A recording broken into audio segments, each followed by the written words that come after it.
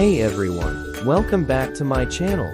Today, we're going to discuss DJT Stock, also known as DoorDash, which is an on-demand food delivery service. So, let's dive right in and see what's happening with DJT Stock today.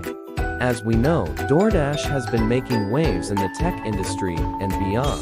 The company was founded in 2012 and has grown exponentially, especially in recent years. In 2020, DoorDash made an impressive $14.4 billion in revenue, making it one of the most valuable food delivery startups in the world. Now, let's talk about the recent news.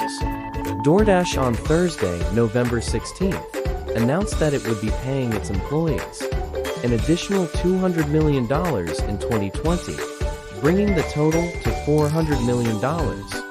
This comes in addition to the company's $300 million annual wage and benefit plan that was announced in 2019. This news has definitely boosted the stock price, with DoorDash's stock price increasing by about 8% in after-hours trading. This comes just a few days after the company reported its third quarter results, which were much better than expected.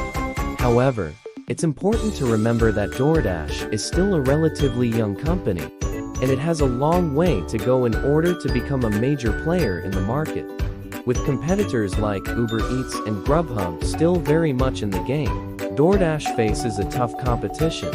In conclusion, while the recent news about DoorDash's $400 million payout and impressive growth is definitely a positive development for the company, it's too soon to tell if this will result in a long-term bullish trend for DJT stock.